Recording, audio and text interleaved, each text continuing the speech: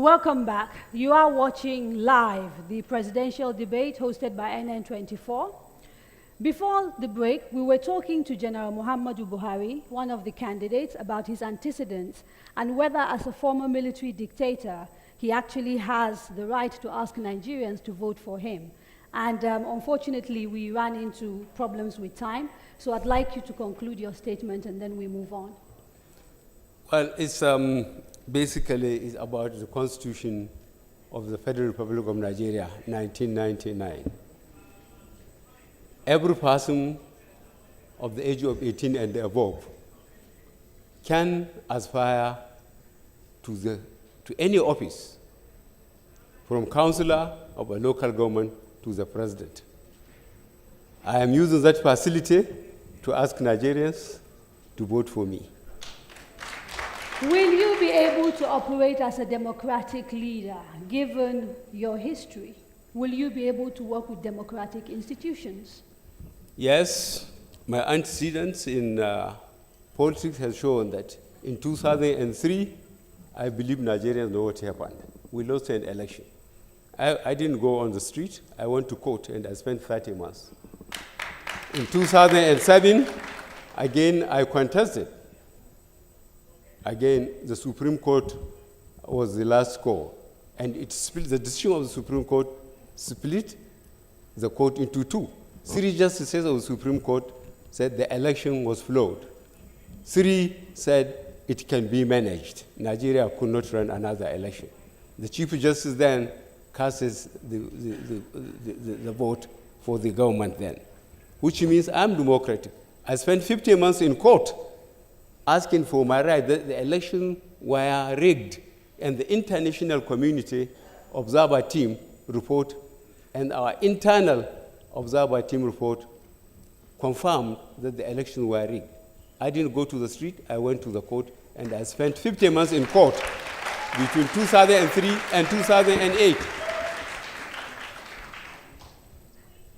Thank you very much, sir. I'm going to move very swiftly on to Malam Ibrahim Shekaro.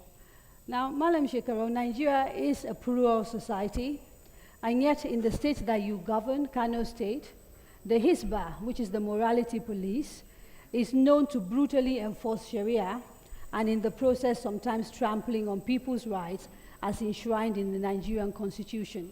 How do you reconcile this intolerance with your desire to be the leader of a country as diverse as Nigeria?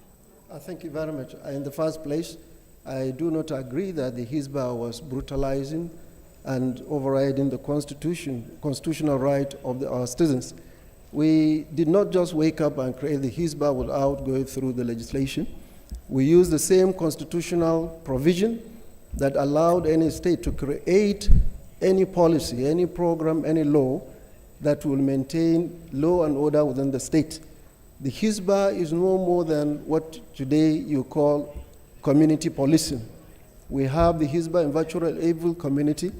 Their duty is to ensure there is peace, there is law abiding, and this is exactly what they do. It is those who violate the rules of the land. And we did challenge anyone, whoever thinks that the Hisbah has done anything to him, contrary to the rules and regulations governing the land, to take his case to the law courts and challenge the creation of the Hisbah. So we didn't just by the wave of the hand created the Hisbah. It went through the legislation. There is law promulgated. In fact, the first item on the law of the Hisbah is to assist the Nigerian police in the maintenance of law and order. Now,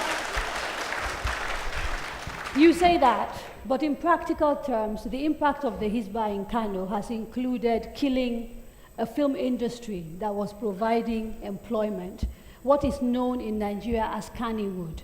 So there has been an exodus of filmmakers out of Kano who get harassed when they are on shoots, who have been asked to submit their scripts for inspection, and a total disregard of the people's right to express themselves through art in that particular way. No, I think it's totally wrong. The Hisbah has nothing to do with the censorship. We have a full-fledged censorship board created by law through the legislation. and the censorship board has created rules and regulations governing the conduct of any film industry, we have a right to decide what is right for the community.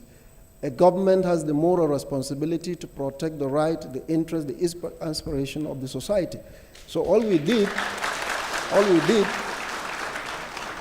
was to create, we said, if you want to register and run a film industry, you should comply with A, B, C, D, E, F. And we told anybody who feels that any of these rules and regulations contradicts the provision of the Constitution of the Federal Republic of Nigeria should challenge us in court, and nobody has done that anymore. Will you be... You seem to be very strong in terms of protecting the rights of the majority. What about the rights of the minority in societies that you govern? We are protecting. In fact, it may interest you to know that Kano State today is the most peaceful state in Nigeria. If you ask any of the so-called minority or the non-indigenous, they are quite happy, they are quite peaceful. In fact, today, you'll be surprised to find that those you call non-indigenous or even the non-Muslim prefer to go for settlement of disagreement within the community, either to the Hizbah board or to the censorship board. We don't have any problem at all. The rules are working, the society has accepted it, and the film industry is thriving very well. All we're saying is abide by the rules and regulations. And there is no community that will live without guiding principles, without rules and regulations, and think there will be discipline and order in that community. Thank you, sir. Now, since Nigeria started exploring oil, the benefits have included poverty, environmental degradation, and criminality in the region. Let me start by asking you, Malam Nuhu Ribadu, what will be your solution to these problems? Come again, ask the question. Since we started exploring oil, all we have benefited from, particularly for the people of the Niger Delta region, has been poverty, environmental degradation, and in recent times, criminality. How would you address these problems if you are voted and you become the president of Nigeria? Thank you. The problem of the Niger Delta is also the problem of Nigeria. It is a region that has produced so much, but unfortunately, we've not been able to translate it into development growth. We've neglected that part. We will have to change. We have to, as a matter of urgency, go back. We have seen what this government is doing, creating agencies, making just patronage outfits, and taking care of very few people. Action Congress of Nigeria and my own administration, with my team, will come up with a Marshall Plan. A plan that is going to address the entire and the totality of the problems confronting this region. We are not going to be wasting time with bureaucracies. We are going to ensure the resources that is coming out from there, constitutionally supposed to go to that region, will be channeled and put into addressing those issues. The environment you talk, yes, it has to be addressed. 2, youth employment. Young men and young women who are today almost really being taken out of everything. We have to get back and see that they are given a chance and opportunity for them to contribute. We have to work on issue of poverty. We must address and then come up with a system that will be able to inject money and make the private sector work in the Niger Delta. It sounds really good, but these are sort of just really very general plans. Can you be a little bit more specific?